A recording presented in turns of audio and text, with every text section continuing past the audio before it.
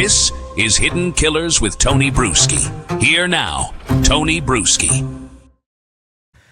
This one starts with an image that feels kind of cinematic in its eeriness. Christmas night, going all the way back to 2022. While most people were winding down from family dinners and wrapping themselves in the comfort of routine, Rolling-Kohberger sat alone at a computer, clicking. And what he was clicking through is what makes this the real creepy part. One of the bleakest corners of the internet, a clunky site cataloging serial killers by name and timeline. He wasn't casually scrolling. He was downloading file after file. Biographies of infamous murderers. Like literally keeping them on his computer. Among them, one name came up more than once. Danny Rolling. He was known as the Gainesville Ripper. Kohberger didn't just skim Danny Rolling's information. He downloaded Rolling's case twice in one sitting, as if the story of a man who knifed his way into history wasn't just information, but something worth revisiting. Having a rerun of the same story right after you just watched it. Studying, maybe even modeling. And this is where the questions start to get uncomfortable. Was Kohberger simply indulging in academic interest? After all, he was a PhD student in criminology. That's what I'm sure he was hoping folks would think if they looked at him any closer. Or was he looking at Rolling, a man who broke into student apartments at night, used a K-bar knife, and slaughtered young college girls in their beds? As kind of a blueprint. Because what happened in Gainesville in 1990 and what happened in Moscow, Idaho in 2022 bear a resemblance that's almost too on the nose to dismiss as a, well, coincidence. I mean, this is just so creepy. The coincidences with this one. And I'm honestly surprised that we didn't hear comparisons to this earlier on, or maybe we did, and I don't know. I mean, there's a lot of comparisons that came out there.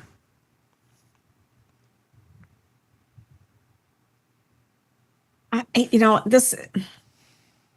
want to know what is going through somebody's mind, and maybe you don't celebrate the holidays. Maybe Christmas is a icky time of year for you. For a number of years, Christmas was really not something I was looking forward to in my previous situation, but I can't say that I ever went to the computer and started looking up serial killers. I might have been shopping the after Christmas sales. Yeah. Maybe scrolling on TikTok for, cute cat videos or communicating with friends on, but you Messenger. Also didn't just slaughter 4 people either. So well, that's correct. So what one is looking up after that is an interest. I mean, what's interesting is he didn't get a chance to cover these tracks because he covered so many, but these are kind of like leading right up to where they got him. So I think this is really giving us a window into all of the stuff he deleted. Because if this is what was going on before he could do that wipe, this is the same sort of stuff that was going on before then. So I'm really curious about how much he did idolize this guy or really thought he could do it better. Or at the end of the day, what's interesting is just he was a copycat. He was a copycat. Don't you think, though, with his intelligence level that he could have, I guess it would be interesting to find out from either Robin Dreek or Jennifer Coffindaffer, or maybe even Siobhan Scott, what goes on that they need to copy somebody else's? Why can't you be original about A lot this? of them don't. A lot of them are original. This guy's not. Why? He was intelligent. He could have done his own thing. Because he didn't have his own thing. He was just like a very programmable robot. And I think, he could take, and it just, take things in, but then he's very, very scientific and measured with how things come in and come out. It's always formal because there isn't emotion. He doesn't mix with emotion. So good and bad and hurt and all of that doesn't compute. He doesn't have empathy. He just needed a template to follow. Yeah. And if you follow the template, you can kind of get along in life for long enough until you can't. And especially the other things he's had going on with his mind, his obsessions and all of that. That's just a recipe to spiral into what he spiraled into. And so this is absolute premeditation and just methodical planning of this event. Yeah, I think I was talking with Coffin Daffer about it today, and it's going to be in segments that are coming out this week. Because I was saying, do you think at the end of the day here, he went in there and was so shocked by having to kill 4 people that, did that break something in him? Did that mess him up, or did that make him feel stronger? Because I think he went in there with the intent to go after one person. I was just going to ask, how many do you think? But I don't even know it was to murder either. I think it might have been to threaten, to scare, to SA. I think that would, but I don't know that.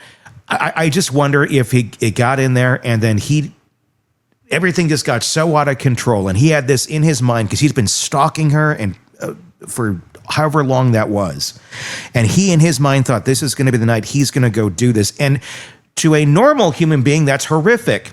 To him, this is like date night. I was going to say a Friday night. Yeah, this is not any Friday night. It's that night. It's a night that he in his mind is going to go out with the girl he can't have. And that's what because to him, this is what, I don't know. This is what I'm thinking he's going through in his mind if you're trying to understand the emotions of how this monster thinks. And I'm thinking he's just going after her. And I can almost picture this, and I'm sure it'll be illustrated in some horror movie at some point in time or documentary where they reenact this. But I think you had that very shocked Kohberger look, going on as his plan immediately unraveled. And suddenly there's this rage because he's so pent up and ready to go after one girl, and then everything gets blown to shit by everybody else. And that rage then spills into just executing anyone that was getting in his way. He gets to the girls and there's a friend there. It's like everything that went wrong for him. And I think I don't know that he went in there with the intent to kill 4 people, because I don't think he knew there were 4 people in there. Yeah. I think it was utter animalistic rage that came out of him. And I think he was prepared if he had to murder her, of how to get out of there without being seen. Because everybody talks about, well, he had, he cleaned it, or he didn't clean it up, but he got out pretty clean. So I think he was prepared for that one person. But I just think it went so out of control. It ended up working to his benefit that there ended up being 4 people, and he was protected from whatever he was wearing or whatever he had going on. I don't know that he was planning on killing 4 people, and this doesn't make it better or anything. I'm just trying to figure out what that plan was, because when it comes to, I think, executing real life and what's in his mind, they're 2 very, very different worlds. And I think that was a big factor in this whole nightmare. What's disturbing to me is the fact that, so he's stalking, let's just say he's stalking one person. You're not doing a real good job. So this is going to be the night. Mm-hmm. And you're not sure how many people are in there? That's what I'm saying. I think it's just, oh shit. And then he's viewing all these people as, if just you weren't here, if it wasn't for you, you're in the way. You're one of the, what do the incels call men? I know they call the girls Stacy's, Chads. And he's viewing just the rage on, because this guy he's looking at him going, what do I have that you don't have? Why are you here and I'm not? Yeah. And so that was what I think accounts for the extra stabbing into his leg. I mean, it was just, it's rage. It's rage at everything he can't have. And it was a spree, but I don't know that it was intended to be a spree. It just I feel like it just kind of happened that way. Do I think he got out of there and felt super high and super great? Yeah, I think that's an prime example with his picture in the morning. Mm-hmm. Yeah, he looked very proud. He looked like he had just, like there was an achievement behind that look. Like, look what I did. Yeah. Damn, I'm good. And then it started to, I think, get to him, or his paranoia was starting to get to him, because they were looking at him, because he was going to, I believe he was Papa Roger. I believe he was trying to taunt people in the same way BTK did. But I think he started to see how quickly this was spiraling out of that control too. And he got really, really paranoid. Because he was covering his tracks okay for a while. Had there not been that sheath, I don't know. I think there would have, I mean, now that we've learned other things too, of people are, talking about, he had a scratch on his face, visible, I'm surprised that didn't get him under interest immediately. Because everybody's like, this just happened. Anybody coming back with weird injuries, I think would have a red flag on them, but I don't know. Back to Rolling. Rolling was older. He was already hardened by years of crime and personal rage when he picked up his knife and crept through unlocked sliding glass doors in Gainesville. Over 4 days, he killed 5 students, mutilating bodies, posing some of them in grotesque displays. It was a wave of terror that sent thousands fleeing campus. Parents yanked their kids out of school. The whole city was just gripped by fear. Rolling later admitted he wanted to be a superstar killer. Well, I'll tell you what. In the words of Gladys Knight on the Pips, superstar, but you didn't get far. Yeah. Because he went back to find the electric chair. Oh, yes, he did. Ooh. He's I had a little Michael in there. Frying. I don't know if he got he died. He was put to death. I don't know if it was the electric chair, but it was something. Frying like that Rolling-Kohberger. Frying like the Rolling-Kohberger. Oh my God, Tony. Shit. I'd rather fry in his world and live without him. He's frying, he's burning, he's going back to... Going back to hell. He'd gone. He's going back to hell. Kohberger. Okay, anyway. First concert, Gladys Knight on the Pips and the Temptations, by the way. Wisconsin State Fair, circa 1998. That was your first? Yeah. Like the first concert that I went to that I was a real concert, not like, Walleye Weekend or something, or like a little festival. The first concert, it was I believe 38 special, and it was way too loud, and we left within the first song, and I was really little. But this was the first one I remembered, and that's funny. And by that point, there was one pip, just one left. One left. Mine was Air Supply. Oh, that would have been a good one. Yeah. It was very good. Yeah. Okay. Got the Gladys. But we digress. Got the Gladys out of me. Well, thank goodness for that. I grew up on Motown stuff. Rolling later admitted he wanted to be a superstar killer. Even comparing himself to Ted Bundy. Ooh. Little comparisons here with Bryan, isn't it?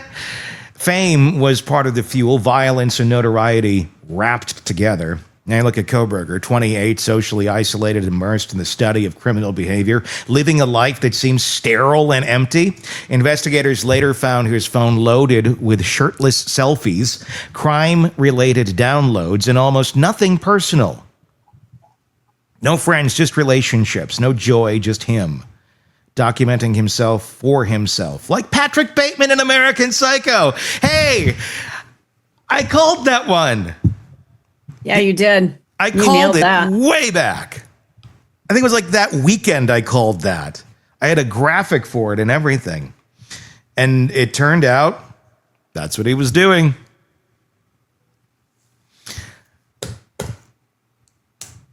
Not trying to take joy in it, but no. That was creepy. It was creepy as hell. Tucked in that digital archive, Rowling's story, stored and opened like a little secret mirror. The overlap is chilling. Rowling stalked women from the shadows, scoping apartments, peering through windows, plotting when to strike. Kohberger, according to investigators, circled the victim's house in Moscow at least a dozen times in the months leading up to the murders. His phone pinged near their home late at night, over and over. He followed the victims on social media, even messaged one repeatedly, supposedly, but never getting a reply. Both men, in their own decades, hunted in the dark. And the method? Rowling carried a K-bar knife, the kind issued to Marines, a blade made for combat. He used it to subdue, to kill, to enact violence so intimate it left crime scene investigators reeling. Kohberger's accused of using almost an exact same knife, fixed-blade K-bar, to stab 4 students to death in a matter of minutes. Both attacks centered on the college town ideal. Off-campus housing, bedrooms that should have been safe. Rowling killed roommates and couples, anyone unlucky enough to be in the wrong apartment. Kohberger walked into a 3-story house filled with young students and left 4 of them dead. But there's a split in the psychology that matters. Rowling's crimes were drenched in sexual violence. He didn't just kill, he essayed, mutilated, and staged. His rage was tangled up in humiliation, childhood abuse, and a need to dominate women completely. Kohberger's crime, brutal as it was, did carry some signs of the element. Prosecutors have said flat out that there was no evidence of SA, but that doesn't mean that that was not an intent of this crime. It clearly was.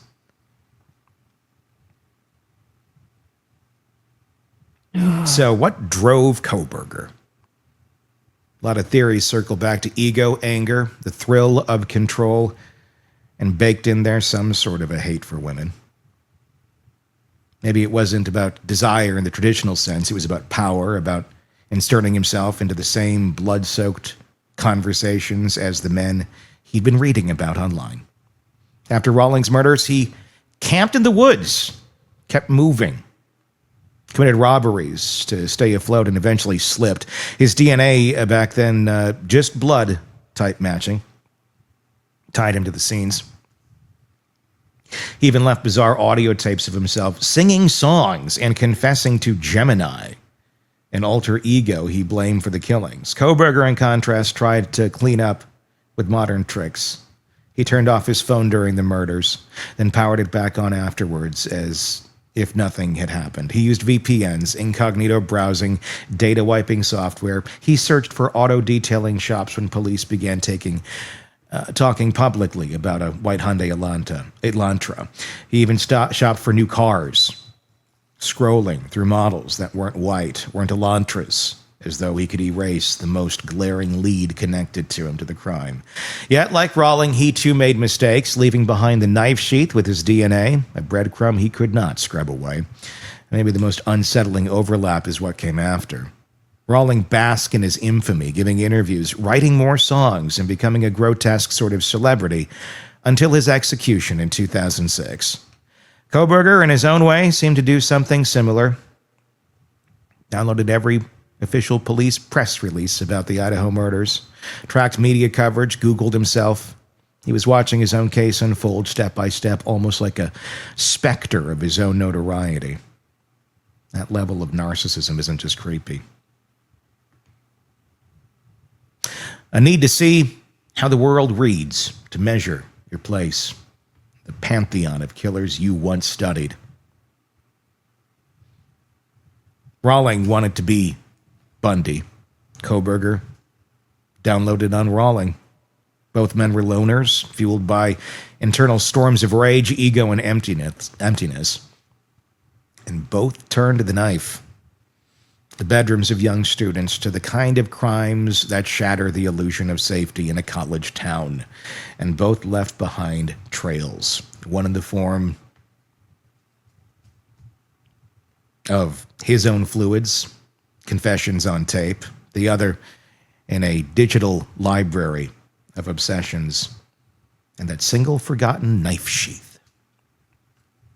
So you think Kohberger was emulating Rawlings? Or was it more of a, I'm going to take a little piece of you here too as I piece together my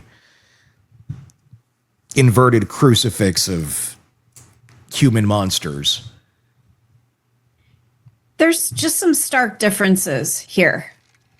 There might have been this constant, what's the word I'm looking for? This constant need to be validated by women. Mm-hmm. So in that regard, it might have been very similar. But I guess if you're going to copy somebody, why not go all in? No. Why would you stop? Why would you not do the essay part of it? Because that was the hallmark of Rowling, wasn't it? And that's the thing. I just think everything went to shit for Kohberger in terms of his planning. I think to back that up is the fact that he left the sheath behind. This is a guy who knew better. I think the essay was like going to be the highlight for him. And I think and that's what I think turned this into this rage situation beyond control, because he was interrupted in this thing that he had been planning, that he'd been looking forward to in the sick, fucked up way that Bryan Kohberger thinks. And it's like everything went wrong in his mind. Yeah. And I think that's where the rage just, it went further. He was already going in there with rage. But then the same people who would always, in his mind, are the same types of people that would represent, in his mind, that were, would put him down or made him feel not cool or unpopular. He was never part of their group, whatever you want to call it. Mm-hmm. They did it again. They did it because, and rather than ever looking at himself and going, gee, maybe it's me, and these people are nice people, if I could just learn how to communicate. But no, it's them. And so again, he's going in to do this thing that he's so excited about, and that's those same, just normal, healthy, responsible kids, to the most you can be responsible at that age. Again, screwed up his plans. Which surprises me that maybe this was so startling for him that he didn't continue on in a killing type spree or didn't try again because it went so terribly wrong. I wonder if he had been successful, quote unquote successful. I don't mean in terms of, wow, you did a great thing, but no, if he had gotten to do what he set out to do, whatever that was, would that have fed the beast so that he continue on? Or would, do it again? Or the fact that if he got away with it, that would feed the beast. If he had gotten away with it, I think that would have fed him. And I think his own perfectionism would have made him do it again, because he would be looking back going at how sloppy things were. Yeah. And he'd be looking back going, how can I do this better next time? So I think that would have been, mode to do it again. Now, people talk about he was shopping for another K-bar, a knife sheath. Shortly thereafter. And I don't know if that would have been to go out and commit another murder, or if it would have been to say, because I don't think he thought he was being looked at yet at that moment in time. So, but in the event that they did, he was going to try and be a step ahead and go, no, I got my knife sheath right here. But I think that's what he was probably doing. But then realized they could look that up. Yeah. And then I think in his mind, when he had that little realization there, I think he probably started thinking, oh shit, they could probably look up that I bought that one too. Oh fuck. And I can just see his beady eyes. Yeah. Just realizing an obvious thing that would have been obvious to the rest of the world, but so foreign to Bryan Kohberger.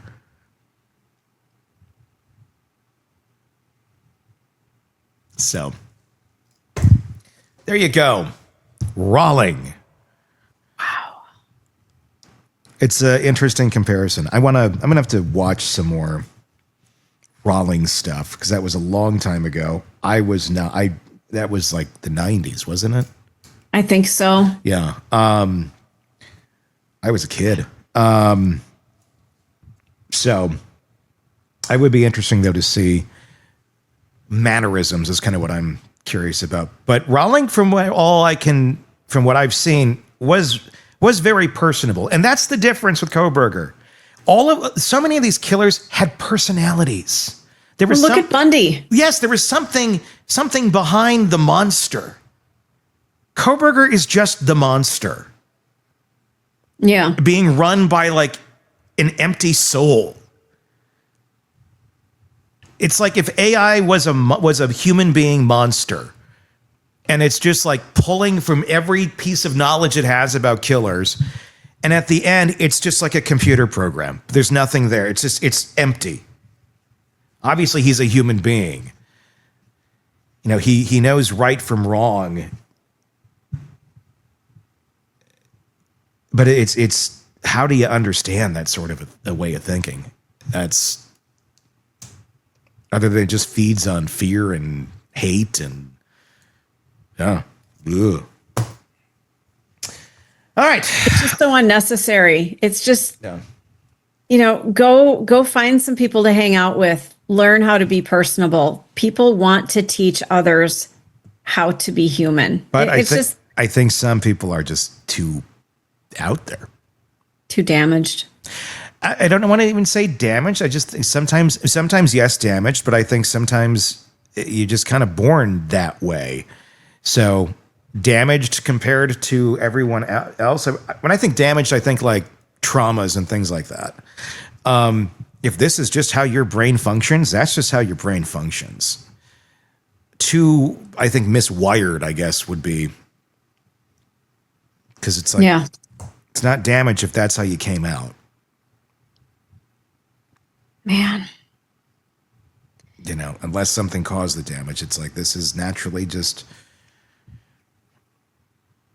And and there's not, I mean, there's a lot of people, obviously, with, you know, a lot of narcissistic type issues and things, but there's so few that go to this length. And that's why, you know, it's fascinating to study them. He needs to be studied. He absolutely needs to be studied.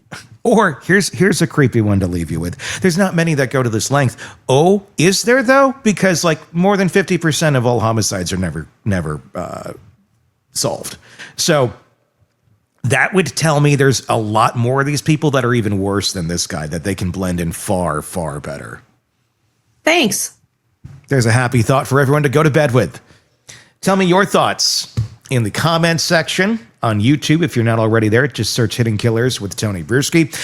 Press subscribe there, and press subscribe if you're listening to us on the podcast platforms as well, so you don't miss any of our coverage in this and the many cases we got right here going on at the Hidden Killers podcast and True Crime Today. We'll talk again real soon. Want more on this case and others? Then press subscribe now and don't miss a moment of true crime coverage from Tony Bruschi and the Hidden Killers podcast.